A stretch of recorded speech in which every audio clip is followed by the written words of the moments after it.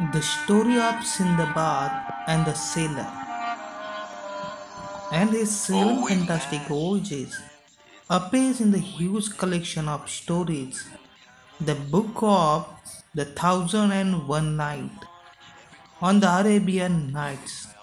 The story tells us that Sindbad was famous sailor who lived in Baghdad. He was honest, generous, and brave. He had many adventures on each of his voyages. He never lost heart and hope in dangerous situations. He became a great danger and returned home safely from each of his voyages. Hear the story of his voyages. सिंदबादच्या गोष्टी सिंदबादच्या एकूण 7 गोष्टी आहे. त्या गोष्टी book of thousand of one night Arabian night या पुस्तकामध्ये आहेत. Sinbad हा प्रामाणिक, दयाळू आणि शूर व्यक्ती होता. त्याने खूप प्रसंग आणि कठीण प्रसंग यांच्यामध्ये समुद्र प्रवास केलेला आहे. त्यापैकी एक गोष्ट आत्ता आपण पाहणार आहोत. Sindbad set sail with the company of merchants on a big ship. From time to time, they stopped at various ports. Then, there they sold their merchandise and brought new things to trade. Sinbad हा व्यापारी होता. समुद्रामध्ये जहाजामध्ये तो व्यापार करायचा. वेगवेगळ्या ठिकाणी जाऊन तो व्यापार करायचा. One day, when their ship was sailing smoothly across the sea, they stopped at a small island at a distance. They had not seen land for many days and felt both surprised and happy to see the island. खूप दिवस प्रवास केल्यानंतर त्यांचं जहाज कधीच समुद्रामधील जमिनीपाशी पोचलं नव्हतं. एक दिवस त्यांना त्या ठिकाणी छोटंसं बेट दिसलं. The captain of the ship allowed them to go there for a picnic. Everyone was excited. On the island, they strolled around, sang and danced. Some people began to wash clothes. Some lit fire to cook meal. Island पाहिल्यावर captain म्हणाला, सर्वांनी जा आणि picnic सारखा आनंद घ्या. लोक धावत त्या आयलँडकडे गेले. काही जणांनी त्या ठिकाणी कपडे धुवायला सुरुवात केली, काहींनी भांडे धुवायला सुरुवात केली, तर काहींनी आग पेटवली आणि त्यामध्ये मासे भाजायला सुरुवात केली. Soon a breeze sprang up. The fire began to blaze. Suddenly the land began to shake and move. With the shock, the picnic party realized that the island was not a real island at all. They were on the back of a huge sea monster. It had started moving. People began to scream. They left their pots and pans, their clothes, both washed and unwashed, and rushed back to the ship.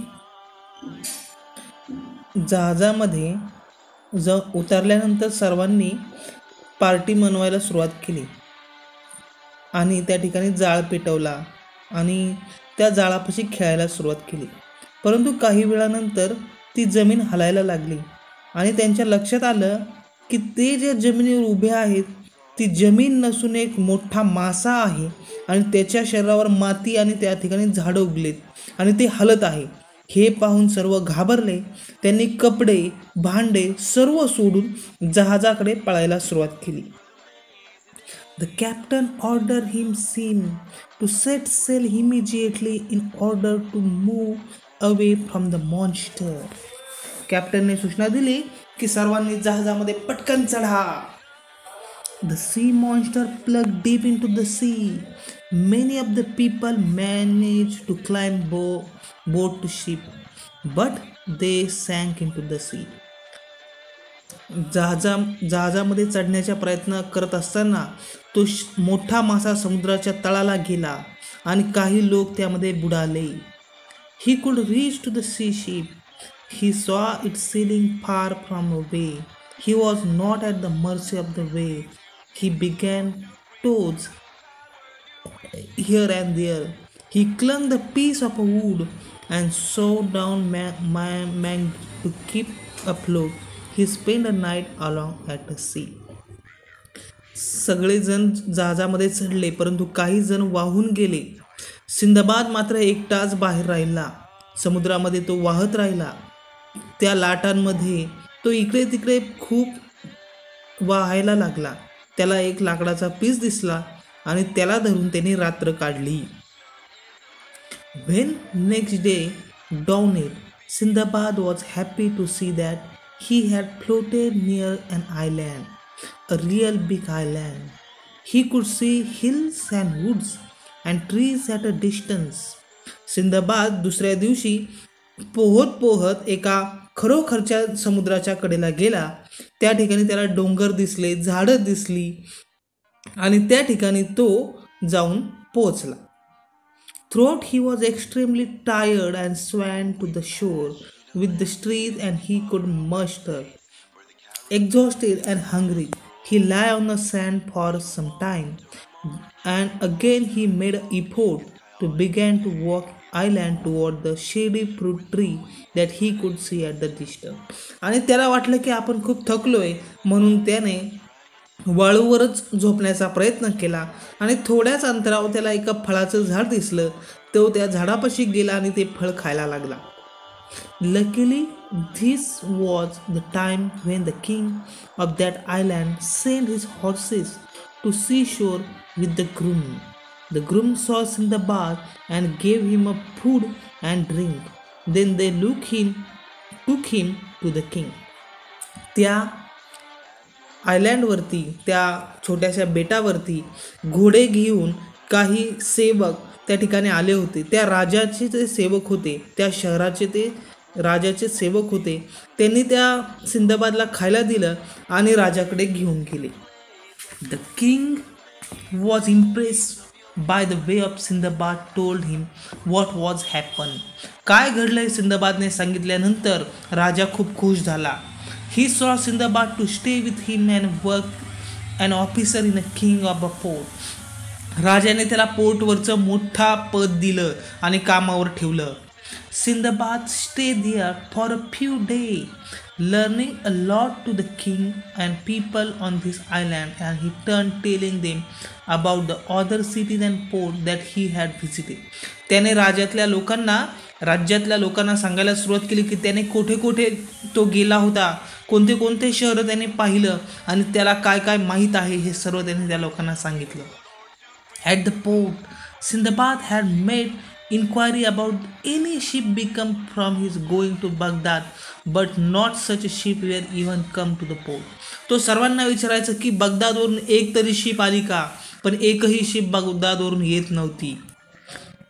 Then one day he saw a ship arrive at the island with a lot of merchandise. एक दिवस त्याला दिसलं की एक मोठं जहाज आयलँडकडे येत आहे. Sindbad was at quay when the cargo from that ship was begin loaded. He was surprised to see that his own name was marked on the some of the boxes. त्या ठिकाणी सिंदबादने बघितलं की एक जहाजामधलं सर्व सामान चढ उतार करत असताना त्यामध्ये जे बॉक्स होते त्या बॉक्सवरती त्याचं स्वतःचं नाव लिहिलेलं होतं. Then he went to see the captain of the ship. तो धावत धावत त्या जहाजाच्या कॅप्टनकडे गेला. First the captain could not believe that he was the Sindbad they had seen drawing in the sea. But the Sindbad spoke to him face to face. He recognized him. He was overjoyed to see the Sindbad alive. त्या captain सोबत बोलताना Sinbad खरंच Sinbad जिवंत आहे का हे कॅप्टनला समजलं आणि त्याला कळलं की सिंदबाद खरंच जिवंत आहे. He gave him back to his merchandise. आणि त्या कॅप्टनने सर्व जहाज त्या सिंदबादच्या हवाली केला आणि सांगितलं सिंदबाद हे तुझं आहे. From the good that he thus got back, Sindbad present the most valuable item to the king of the island, saying, "Please accept this, your majesty.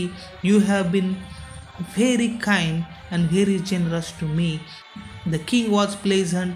He too gave him Sindbad many valuable gifts when Sindbad left the island with the merchandise. राज्यातले जहाज मिळाल्यानंतर सिंदबादने काही gift राजाला दिला आणि राजाला सांगितलं, राजा तुम्ही मला खूप मदत केली, तुम्ही खूप दयाळू आहात, खूप खूप प्रेमळ आहात, माझ्याकडून तुम्हाला हे गिफ्ट घ्या. त्यानंतर राजाने सुद्धा सिंदबादला काही गिफ्ट दिले. If you want to know more what happen in the Sinbad for a war, you have to read the rest story in to the fantastic voyage. जर तुम्हाला पुढील गोष्ट ऐकायची असेल तर सिंदबादची गोष्ट वाचावी लागेल.